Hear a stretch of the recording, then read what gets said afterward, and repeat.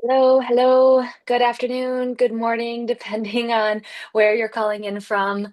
If you've joined us for a session of Innovating Out Loud before, welcome back. And if you're new to this series, welcome. This is kind of a monthly session that Joanne and I from Regenerous Labs host. And we love just bringing on different thought leaders, innovators, practitioners to uncover what they're doing, how they're innovating, where they're driving value.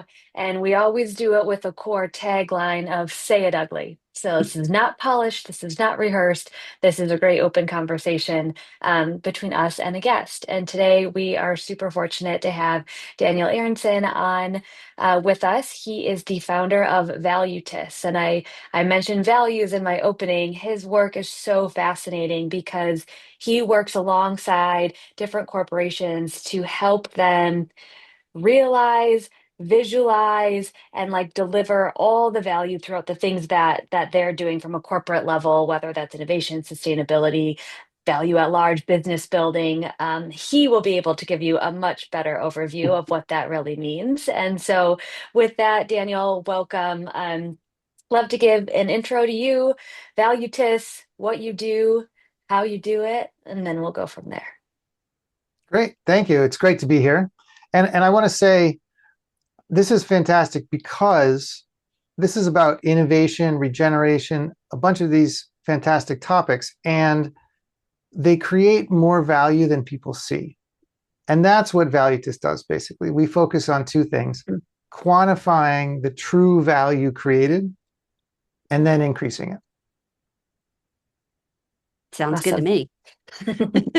And Joanne, just real quick for maybe those newer members to this session, give a quick overview of Regenerous Labs that we're both a part of, and how we work. Oh, tea is still hitting the bloodstream. So, Regenerous Labs is a seven-person partnership of seasoned experts in innovation from commercialization, behavior change, product development, design. But it's really seven people that have collaborated for decades that decided that we want to put our full effort toward bringing about the regenerative future. And that means more than just, green energy or recycling or circular economy. It's how do people make decisions every day inside of, particularly, we work a lot B2B more than with consumer products. We know that you can set the loftiest goal to be regenerative, but if everybody down the line doesn't make decisions that align with that, then you're probably not going to achieve it. So we're really trying to find all those methods and tools and everything that's out there to come together in an ecosystem that drives forward those all those decisions in the right direction. And we're the builders, we're the translators. So we don't have all the answers, but we know a lot of people like Daniel who have big pieces of the puzzle, and we're the puzzle builder. Awesome. Thank you. Thank you. Thank you. We will kind of chat really the next 40 minutes or so, and then we will go into Q&A at the end. So if you're listening and have questions, please drop them in the chat. We'll monitor that and surface those at the end of the call. But with that, Daniel, I'd love to go into a little bit deeper about what you do and how you see the world. I love your opening of even things like this produce more value than that's at the surface level. And that's true across so many different aspects of our work and as of organizations. So just kind of unpack that, go deeper into that concept and what you guys do. Absolutely. And I think Joanne was talking about being puzzle builders. And I think there are pieces of the puzzle that are pretty well known. And then there are pieces of the puzzle that it's helpful to think about those and then see how they generate perhaps unexpected or unusual results. Here's a known piece of the puzzle, which is that the value corporations create is mostly invisible. It's mostly intangible assets now. This has been known for a long time. But I think what people don't see as much is that this is very unevenly distributed among companies also, that the median firm's markup is the same as it was when almost all the value was tangible assets, but a small group of firms can really create much more markup, much more increase in price over marginal cost because those intangible assets, because their intelligence or their brand or all these kind of invisible aspects are so powerful. And that's what we work on at ValueDis is this invisible, intangible thing. And in particular, we call this submerged value. And then there's also submerged cost and there's submerged risk. And the submerged value, cost, and risk, those are the things that make the difference between the companies that have really taken advantage of the invisible, intangible, and so on, and those that have not. And this makes a huge difference in terms of how they're going to be successful in the future. And even some of the things that are happening now they may not notice. Now, one thing I'll say is that not everything that is submerged is intangible. For example, there was a company that said we want to reduce waste in our factories, but that would require some investment, and we don't know how to make those numbers pencil out. They saw that there would be a reduction in the visible cost, which is they wouldn't have to pay somebody to take as much away, but that's 5 cents a pound, 10 cents a kilo. That wasn't enough. And they would have to buy a little less if they wasted less. But that, in their case, although it was a real value, wasn't enough. But they weren't seeing about 24 other submerged value aspects. For example, if you don't have to buy another bit, you don't have to place that additional order. It doesn't have to go in the order management system. It doesn't have to be put in the AP system and the inventory system. Nobody has to take it off the boat, put it on the truck, take it off the truck, put it in the forklift, put it in the warehouse, which means less to heat, cool, and insure, and less to move, which means fewer injuries, and less working capital, which isn't free, and less inventory level, which, as Lean tells us, costs money. All of these things are completely tangible and yet submerged. And that's one thing that we really try to make sure people understand about this when we're talking about it, ValueDis, is there are plenty of submerged value aspects that are tangible. There are also some important ones that are intangible, such as innovation. Mm-hmm. But in total, they get really undervalued. Mm-hmm. Yep. Yeah, I Yep. think if you like going to innovation, right, as innovators, it feels like 90% of our job is trying to make that submerged value. Maybe we didn't have the language before, but submerged value visible and tangible and real so people see it, right? I think and intuitively, we all know, and every business book tells us that innovation is good, right? It has ripple effects in terms of, top line and bottom line to your organization. It has ripple effects um, in terms of your workforce, in terms of your culture. It has all these ripple effects, but it still continues to be so incredibly hard to get the vast majority of the organization to see that. And I think some of that reason is because a lot of the value is potentially intangible. So, Joanne, maybe first react to that kind of Yeah. statement, that insight, and then Daniel build on that because I think you'll be able to give us kind of some tools and perspective to help us think through that and talk about that. Yeah, the thing that's coming to mind is what we end the book, for those who don't know, the Insider's Guide to Innovation at Microsoft. Dean Carignan and I wrote it. We end it with the best thing that innovation produces is serious joy. And if there's one, like, I just would love, Daniel, for you to talk about the intangible and tangible benefits of joy. Because in a world where people are disengaged from work and quiet quitting and whatever the new quiet something is right now, and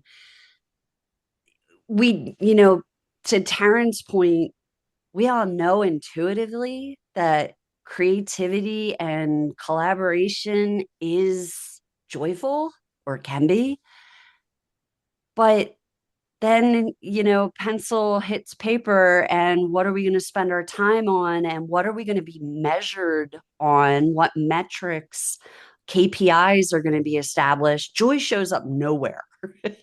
But just imagine if you had an entirely happy, joyful workforce. What kind of value would that create? Real value, not happy, hippie value, but like dollars and cents value. Yeah, yeah, absolutely. It's joy is one of those things, and it's part of that sort of positive emotion. Now, people understand that values and joy and engagement and everything that they have value. And in fact, it's incredibly intuitive. There was a very famous basketball coach who said, "Good values are like a magnet; they attract good people." And there was a very famous CEO of the largest ready mix chemical company, concrete company in the world, who said basically the same thing. But what makes this submerged in terms of the value is that people understand it intuitively, but they don't quantify it. And if you put, we know it's true, but we don't know how much into Excel, you get zero. Oh, this is one of my favorite things you coined or said or found about zero. Yeah. The statement, I wish I could take credit for it, but the statement was, I heard it from John Sturman at MIT, but he says, when something matters and you don't quantify it, you're giving it the only value it can't possibly have, which is zero. Wait, say that again. Say that one more time. When something matters and you don't measure it or quantify it, you're giving it the only value it can't possibly have, Mm, which is zero. mhm, So mm. you're That's wrong from the start. You Yeah. put a zero on it, exactly. if you put a zero on it, it's just wrong, right? It's not zero. That's So right. make the effort to put a number to it. Mhm. Exactly. And what happens sometimes is people don't know where to start, or they think, well, I'm not exactly sure or whatever. But it turns out that's a very solvable problem. Let me show you a quick example because you were talking about joy and engagement and values. This is an example of how that affects the financial success of a company through its effect on talent. Now, everybody Mhm. knows talent's critical and so forth, right? But the question is, how much is it worth when your employees know that you share their values, when they Mm, experience joy and perspective and so forth in the workplace? Well, this is a tool that we've created, and I won't spend too much time on it, but basically you put in the basics of the company. So imagine that the company is the average size for the Fortune 500, which is in the $40 billion range, and that it has sort of the average amount of operating income as a percent of revenue, average number of employees. They're split between developed and emerging economies. We don't have to go through this in any great detail, except to say that you have a specific workforce, which have salaries, which have attrition rates, and all these things are tangible numbers for the finances of a company. And then you say, okay, how long does it take you to hire someone? And this is an interesting example of something that often doesn't get enough attention, which is that if you're hiring someone, then by definition, you think they're going to create more value than it costs you to employ them. If mhm. that weren't the case, you would stop Say recruiting. that one again, because that's another one of your gems that I love. Oh, excellent. Well, this one is actually You not can just take borrowed credit from for someone this one. else. If you're hiring someone, then by definition, you expect them to create more value for the company than it costs to employ them. If they were going to cost more than the value they were going to create, you would just stop recruiting. Mhm. Yes. And see, I feel like that gets lost in the day to day of building a business. Yeah, Like, especially big businesses where they're high. I mean, when I joined Microsoft, there were 200 people in my onboarding day. It's like they were hiring 200 people a day at right, that point. right. So is everybody that's hiring really thinking about this person's going to create more value than it costs me to have them?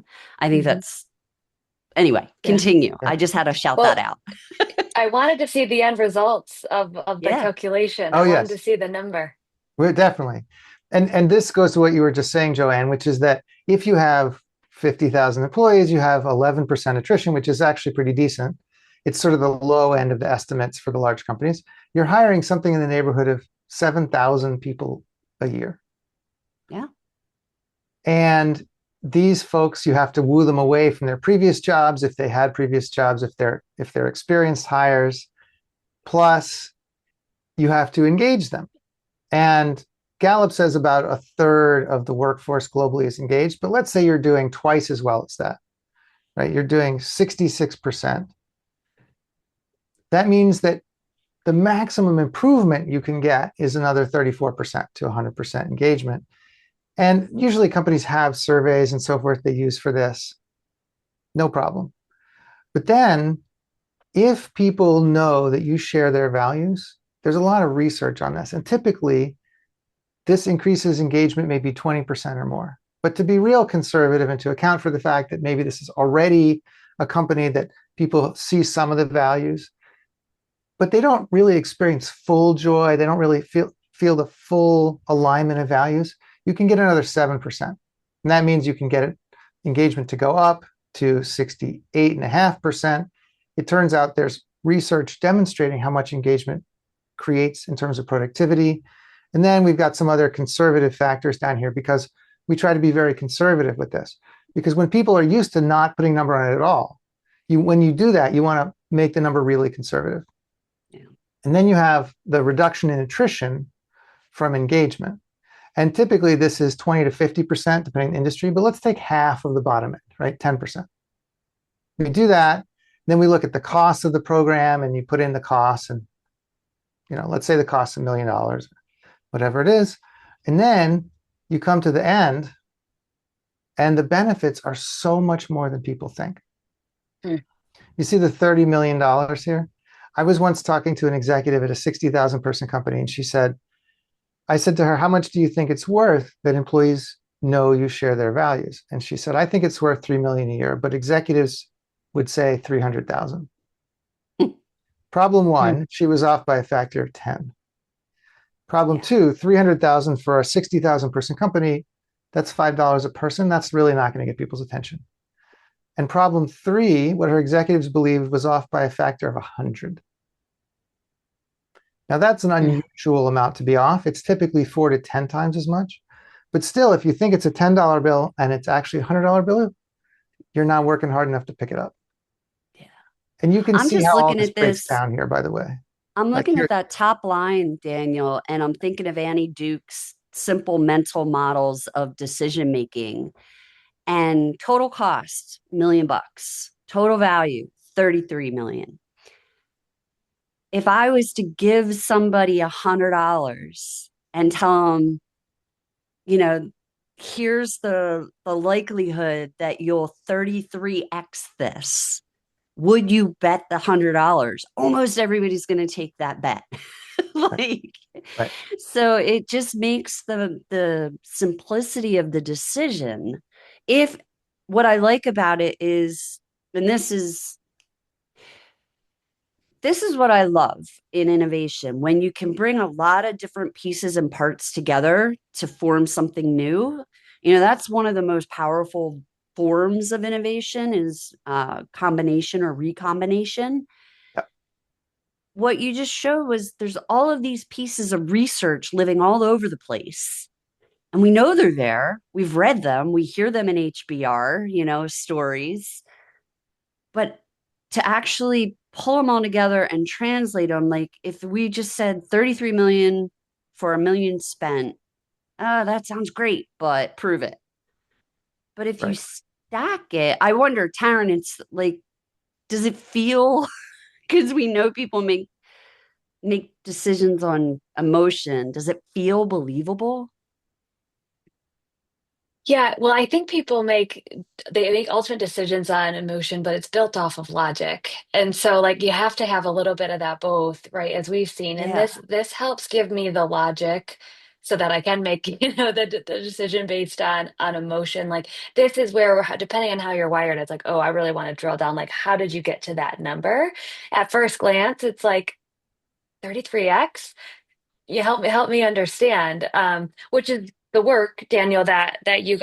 you guys do. I think again, it's everything that we're doing. We tend to think so literally or so linear of like you do X, you get Y to produce Z, what which in reality, you do X to produce Y, but there's all these benefits that happens when you do that, so that what you equal Z is actually compounded by all the additional value that it's like it's a ripple effect type of thinking. And the hardest part is since it's not always so visible or so easy to get to those numbers, it just gets lost because there's a lot of effort, especially as innovators, to figure out A, how do I quantify that? How do I capture it? How do I communicate it so those numbers are, believable? And it's this entire uh, kind of spider web of what you have to do to unravel what the real value is. I'm Can curious, I Daniel, just like, go ahead? oh,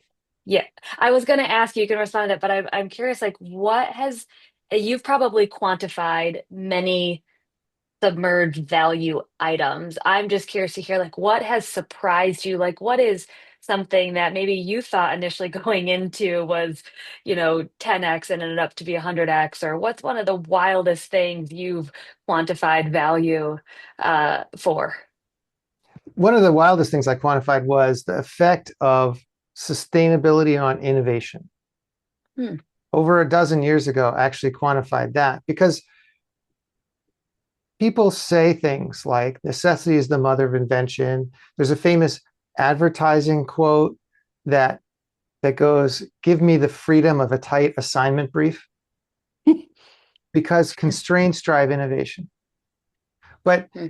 it turns out, I would ask people about this. We did a bunch of work on this, and it turns out that some people thought, no, there's probably no relationship between sustainability and innovation. Now, I thought there would be because you put on different lenses, you work with different constraints to create something new, and that's going to drive innovation.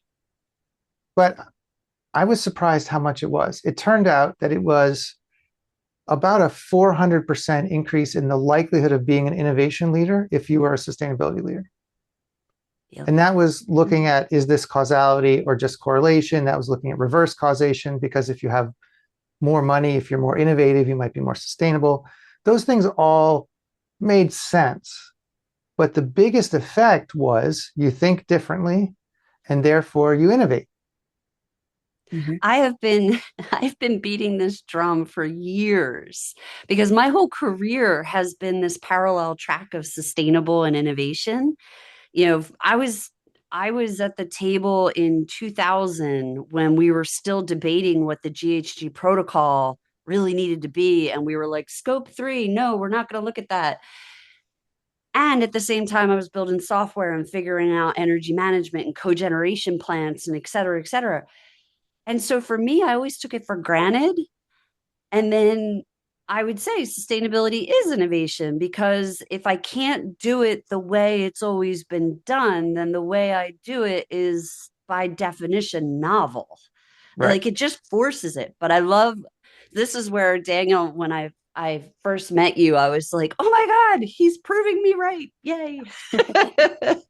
It's interesting because this goes back to what you were saying earlier and what you were saying, Taryn, which is that there are different ways that people make decisions or hear proof.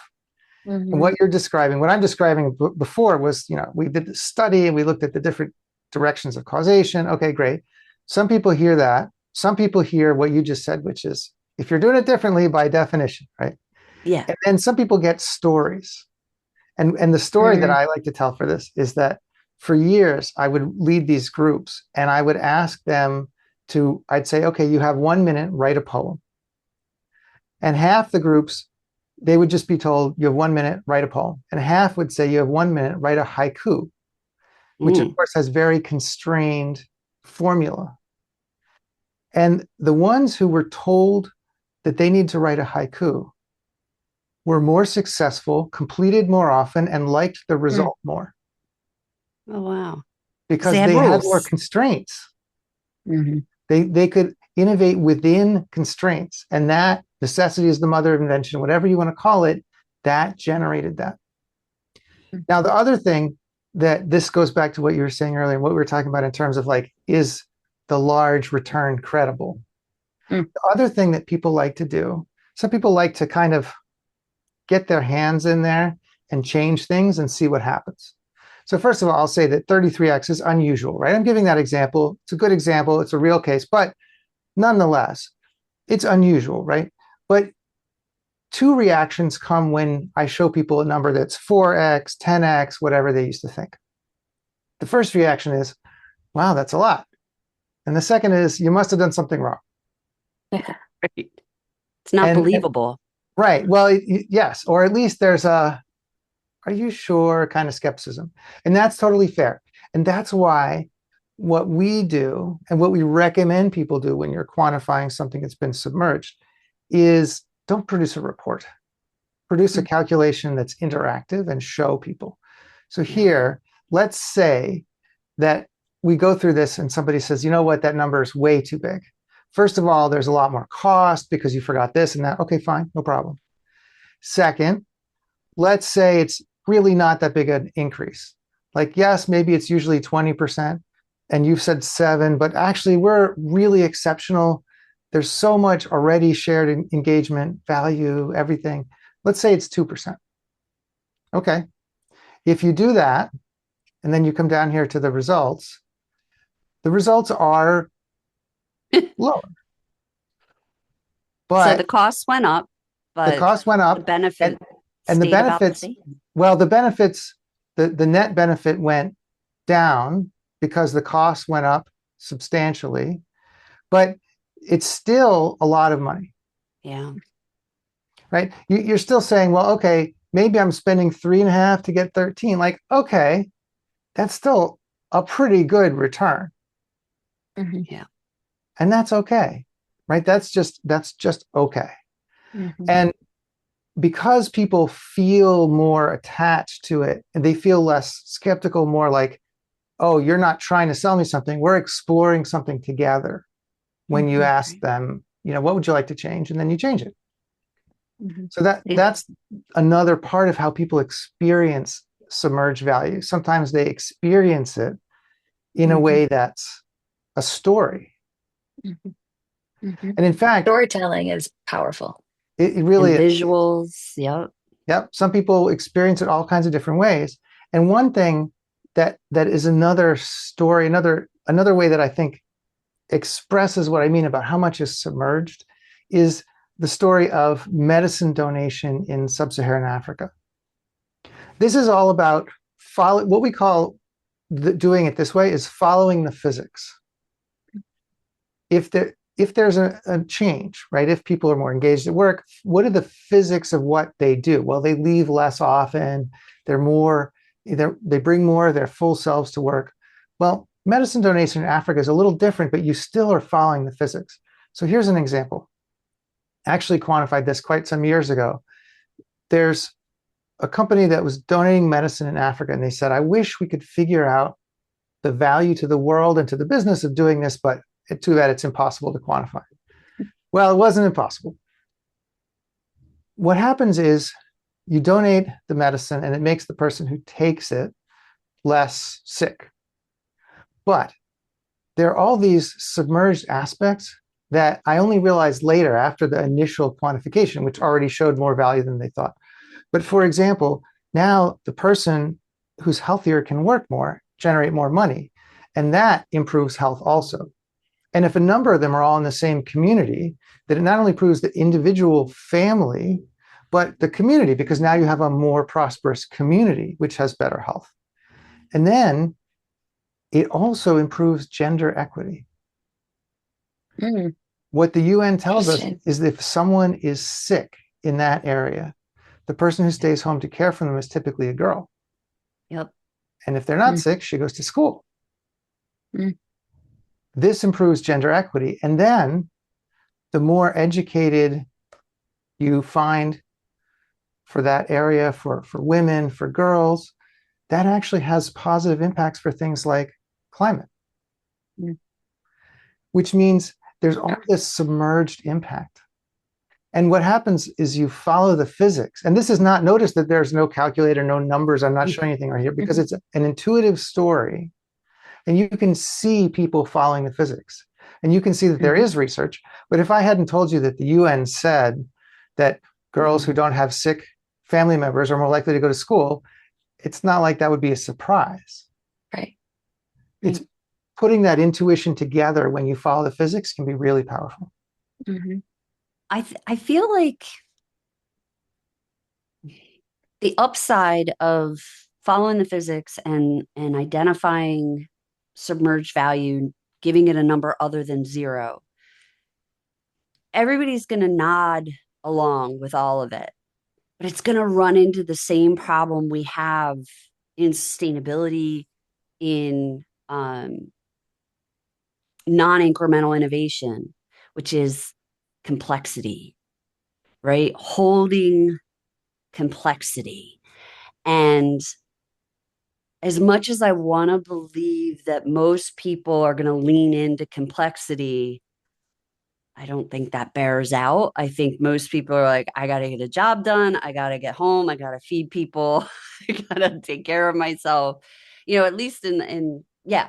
So I wonder if maybe the three of us can just help me figure out how to how to handle that complexity in such a way, because I want people to walk away going, not just I see what you're doing and I think it's great, but they need to be able to do it themselves. And that means they got to be able to handle the complexity of all of that.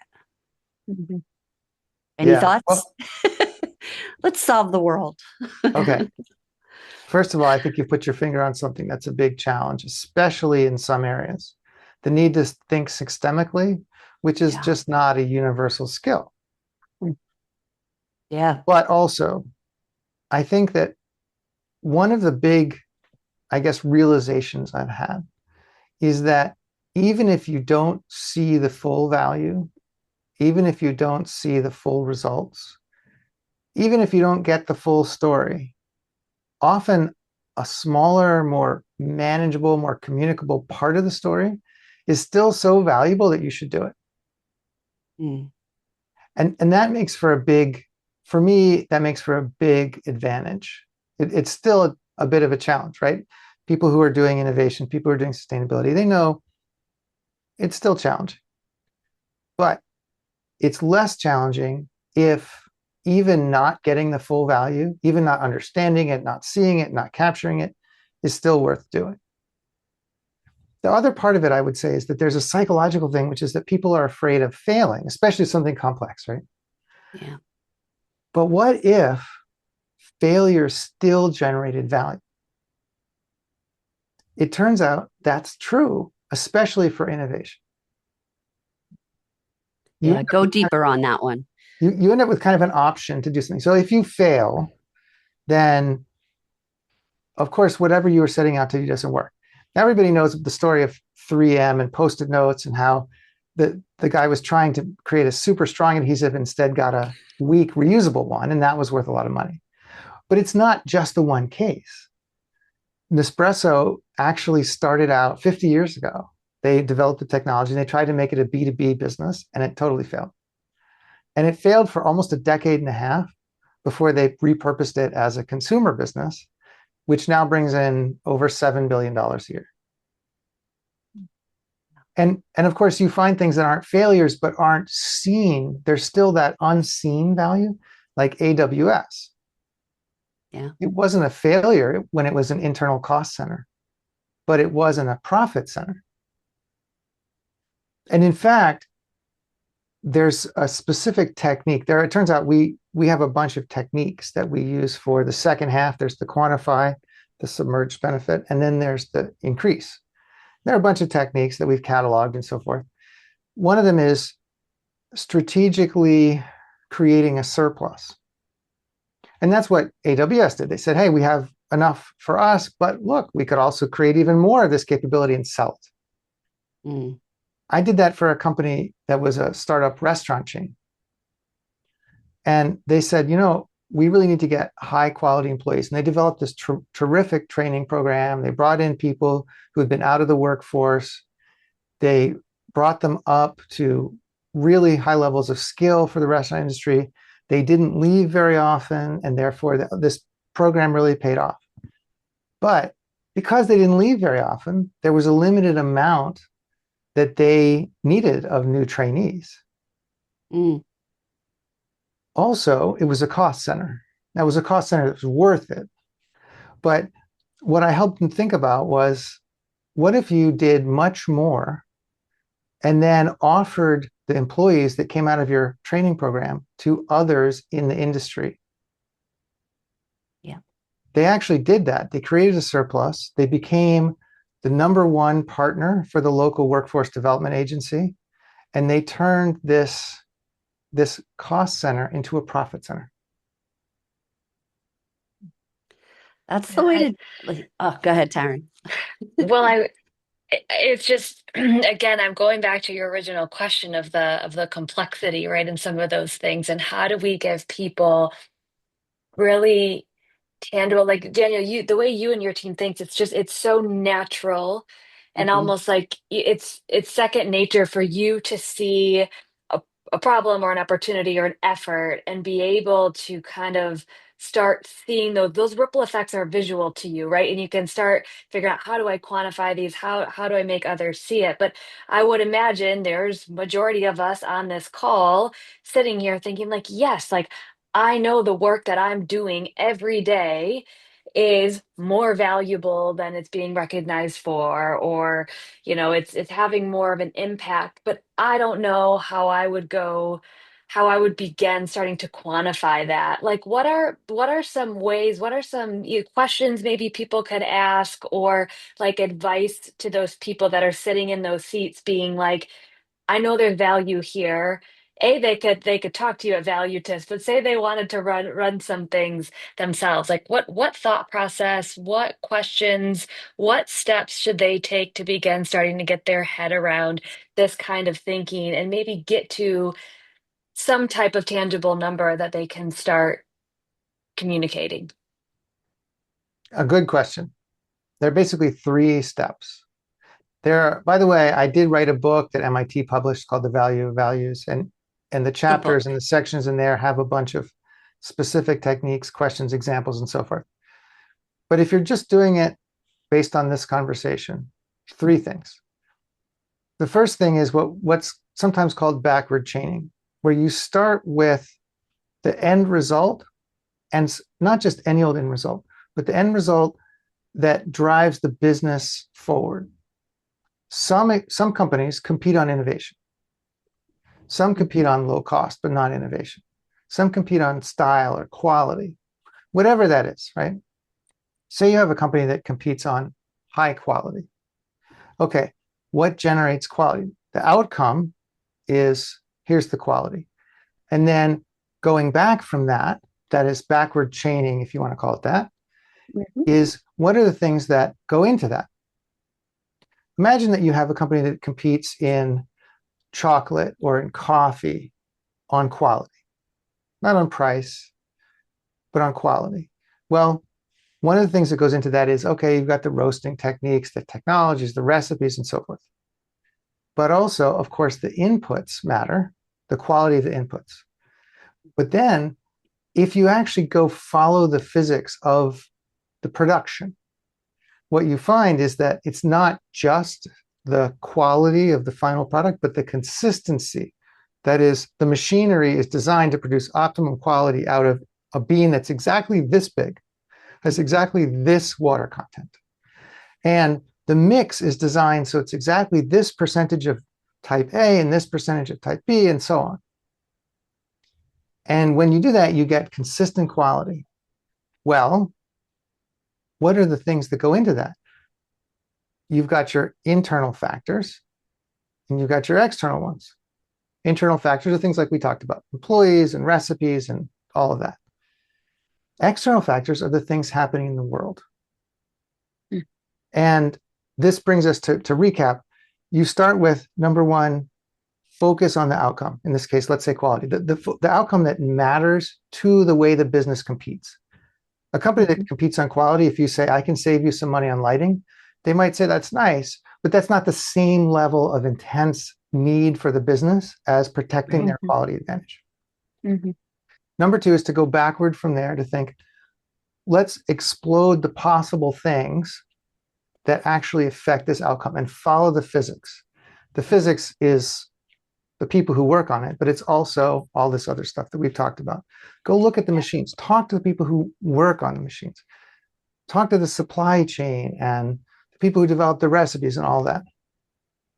And the Let third me thing, let me interject a couple of mental models because you're yeah, hitting on some stuff I didn't know I know because I just do and then anyway, you've put a lot of language and stuff to things that I've learned to do over time and I want people to know how to do without having to do it for 25 years and hit a lot of brick walls. One is what you're this backward chaining. And Taryn, you've heard me say this. We're already on the mountaintop. We've got our hand on the flag. How mm-hmm. did we get there? And then you just ask the questions. Okay, well, the last thing we did was stick the flag in the ground. Okay, where'd we get the flag from? Right. And you just pick apart that image and you work backwards to where you are today.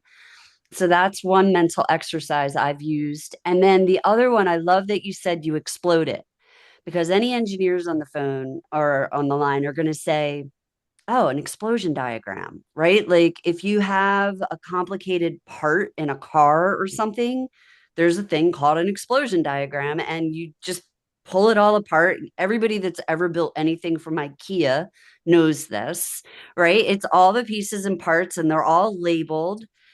That's what you do. You take every step of the way backwards from that mountaintop, you explode the little thing and you identify as many of the pieces and parts.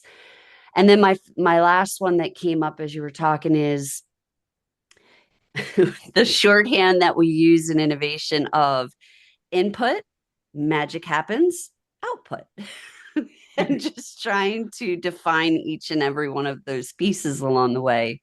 Those are kind of some of the mental hacks that I've gained over the years and the team has gained over the years to handle that complexity that you're talking about.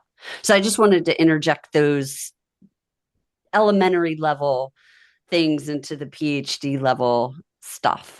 Mhm. I think those are great examples, and it's great to see that sort of concreteness, that kind of, I don't know, making it seem less scary, right? Yeah. It's this is not as scary as putting together IKEA furniture. It's Bars live. it's the great thing about it is, yes, you don't have to be perfect.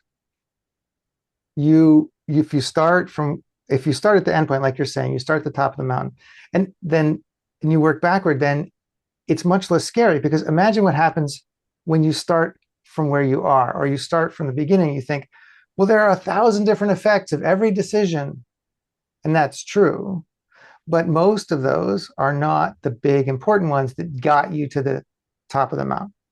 Yeah. Whereas if you start at the top of the mountain and think, how did I get here? Mhm. That in fact, now you almost automatically start to winnow from 1,000 different effects from everything to just the one that mattered, or the two that mattered. Yeah. Mhm. This is Mhm. also, I think, the magic behind the quality tool, the 5 whys, where you say, here's the problem. Why did it happen? And you ask that 5 times. What you're doing Mhm. is you're starting at the end with the problem in that case, and you're working backward 5 different steps to find, okay, how did that come to be? Mhm. Mhm. To recap, Okay, what's the third? Did we miss yes, the third? I have the outcome, starting with the end in mind, the outcome of what matters to the business where they compete.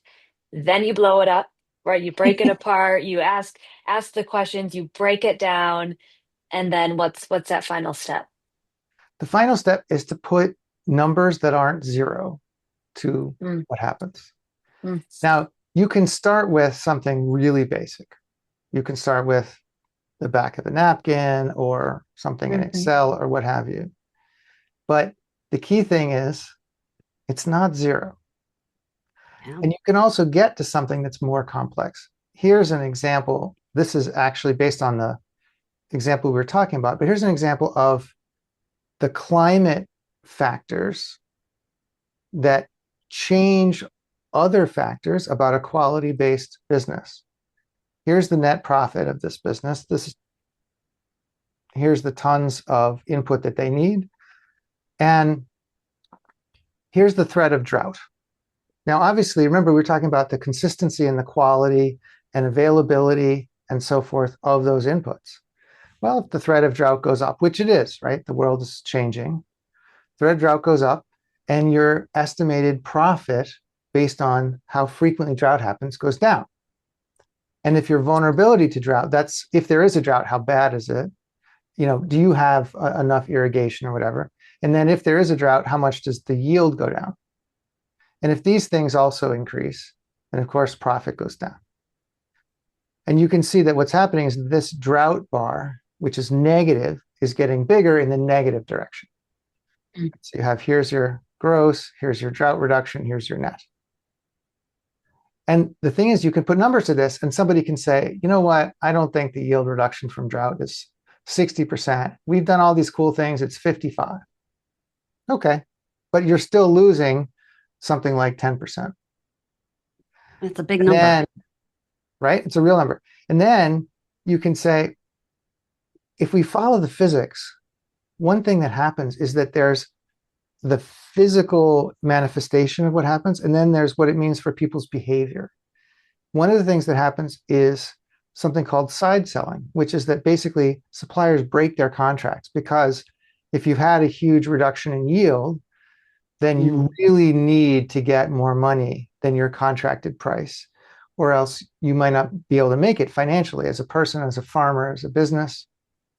And therefore, they start breaking their contract, knowing that that's, of course, going to hurt them in the long term, but they need the money now. And that adds this side selling loss, which further brings down the amount of profit you have and increases your loss. These You know what kinds this of things, reminds me of? Just to yeah, give another non-economic, because I think that's another part of the scary thing. I think a lot of people are actually afraid of dollar values. We're mm, much more comfortable with like feet and inches or pounds, but as soon as you put a dollar sign on it or any kind of currency, people are like, "Oh, that's finances. I don't know what to do with that." But it's just like in design of a product. We always say, put a picture in front of people, right? The quicker you can get to a picture that everybody can see, and now we're not in our heads, even if none of us agree that that's the picture, at mhm, least we're disagreeing about the same thing, right? yeah, Give people something to throw darts at. That's what I love about your just, it's not zero. So put a number on it and then let's argue about what those numbers are. absolutely. Love Awesome. that. Okay. Well, this time went so quick. I knew it would. I We know. have 10 minutes left. It just always flies by. There's a couple questions that came in. This one's really great because it's within the context of sustainability and innovation, which we were just looking at an example. So with that context of thinking through sustainability, where do you see the most overlooked opportunities for organizations to capture hidden value through innovation? That is an excellent question. The way that I think about that is I see the biggest opportunities in terms of changing the perspective and adopting the perspective of what is changing that was previously considered to be unchangeable, what I call kind of the bedrock factors. Mm, Now, the thing is that there are plenty of places you can get innovation, value, and so forth. You can find the things that are not going to change, right? Famously, people are not going to change their desire for, say, lower prices. And that's perfectly good. But it feels to me like there's a huge missed opportunity in innovating around the things that people assumed without even consciously necessarily mhm, assuming it wouldn't change. For example, people have been shipping goods on the Rhine River for centuries. But now with some frequency, the water level is too low to allow full passage. Big ships, shorter times, whatever, all those things are under threat. Innovation around how to fix these changes in the world. How do you see the effect that AI, technology, social changes, demographic changes are going to have? And how do you create an innovation that adapts to that? For example, how do you create an innovation that prevents the changes in the shipping or in energy power or in availability from hitting you as hard as they would if you weren't ready? Mhm. And you can create a portfolio of this. One of the things that you can do, and here's a really simple example of sort of the reliability of the grid when it comes to data centers and buildings in general. Here you've got the things that people are kind of they see, if you look at it, you see that these things are happening. Here's the current minutes per year of outage, increasing number, the threshold where it gets really bad. And here's your risk score. And in the middle are innovations that can capture value by reducing this risk score or by making it so that you are in a good shape and your competitors are not. For example, one thing we're seeing is that a lot more data centers are being built with off-grid power because about 40% right about now, which means this number was in red and now it's in orange. Why? Because people are innovating around how do I adapt to what I previously thought was if I put a data center there, if I put something somewhere, I can get power to it and reliable power. And now that's not true. So these types of innovations are very helpful for that. I think you're tapping into another difficulty we face in the innovation world, which is people hear the word innovation and they think technology, they think light bulb, internet, car. And, there's a lot of different people have said it different ways, but the one I always go back to is the 10 types of innovation by Dalvin. And there's it's a nice little line, and it's upstream stuff and downstream stuff with the product in the middle. And the product and the product system are only two types of the 10. And then there's business model and supply chain and process and people. And then there's pricing and marketing and brand. And a lot of times we forget to innovate those things around the thing. Mm-hmm. And in history, something like 90% of the value created throughout all time is the stuff, the things around the thing, Mm-hmm. not the thing itself, which is really, but it gets like 10% of the investment in innovation. A Right. fraction of the investment goes into upstream and downstream innovation, but that's where all the value lies. Mhm. Yeah, Yep. And so true. finding the needs, the submerged needs, the famous story of 3M Post-it notes, I think most people know the story already, but one of the great things was the way that they had kind of a guerrilla marketing campaign of giving Post-it notes to executive secretaries. Mm. And they're like, wow, this thing is so great. I can put a note on this and whatever. The original use was to hold the pages in a hymnal. That Mm. was like one of the first people who used it. Mm. Was like needs that people didn't realize they had. They knew they kind of intuitively knew that something was going on. Right. And I think that's also part of the kind of the elephant in the room in a lot of discussions is things like people intuitively know that these kinds of things are going on. This is a long-term data set called the Economic Policy and Uncertainty Index, and it's very high. And people feel that. And then we created our own metric called Flux, which is all of these different unpriced changes. These, if you want, submerged or invisible. And you can see that it goes up and down, but you can also see the trend line across this. And I think people feel that. And when you give them a solution to something that they feel, that helps with that other thing we were talking about earlier about how do you get people across the line to actually do it. Yeah. is that instead of being perceived as, oh, that's a scary change, that's a way to maintain consistency while Hmm. the world changes. That's a great lead in. I think we have time for this last question. We've talked a lot about kind of capturing or calculating or creating awareness or visibility to the value. The natural question is like that, then what? How do organizations apply those learnings once you've been able to quantify something or surface something that was previously submerged? Measurement, quantification, all that serves two and only two purposes. The first is prove, and we've been talking a lot about that. How do you put a number on it? How do you show how much it's worth? The second is improve. Everybody who says you can't manage something you can't measure, or how do we know if we're making progress, is intuitively understanding that that's the next step. And Yeah. in fact, that's what we do at Valuetus. We start by quantifying the submerged value, and then we increase it. And it's not that we came up with this idea, right? This is the way that people have always done it.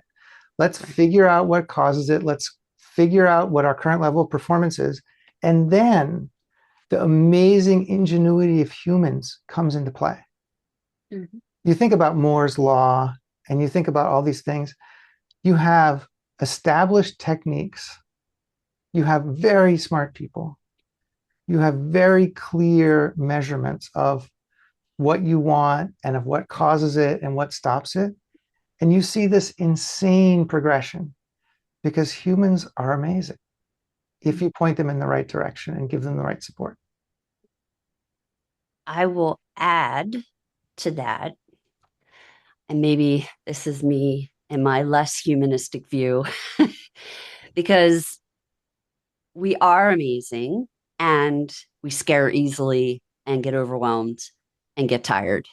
Um, what we found in the book, in our research at Microsoft, and what we've seen throughout our careers is you need all of that. And then you need bottom up advocacy. You need people like wanting to do the work and wanting to drive it forward. Like you don't have to ask them. They're like, oh, I see it. I'm going. And they need top down pull because it back to our mountaintop, right? How did we get there? There's only so far you can push these big boulders up the hill before you need somebody that's already up there pulling it from the other side. And in every case study I've ever read or written, there has been that executive on the mountaintop saying, this is going to happen and I'm going to make sure it does. So you've made the boulder smaller by quantifying it, right? Because these things, this metaphor is coming to me like they feel really like huge boulders we're trying to push against gravity. But by quantifying it, you're actually making the boulder much more manageable. Mm-hmm. And then you need those people with the enthusiasm to push it up the hill, and you need that executive that wants it to pull it. And I think people are, they're really motivated by meaningful hard work. Mhm. And I don't think we should shy away from saying this is not always easy. But no one goes to the gym and says, I went up one stair. Boy, am I satisfied. I do. Right? Bad example, bad example. Bad example. Okay. No one else. Why do we have stairmasters? Why do we have weights that challenge us? Why do we do anything that Right. challenges us? Why do we want to get better at playing bridge or at photography or at anything that we do as a hobby? Mhm. Because doing something that's difficult and accomplishable and meaningful, it matters to us. Brings you joy. It brings Yes. Full you joy. circle. There you go. Ah, Well, with that, thank you, Daniel, so much. If people want to learn more or connect with you, learn more about what you do and what you do at Value Test, where can they find you? We are at valuetus.com. And if you want to look specifically for our quantification work, it's sustainabilityroi.com. Great. Thank you very so cool. much for your time today. I enjoyed every second of this conversation. It was Thank you wonderful. Thanks for having me. guys. All right. Thank you.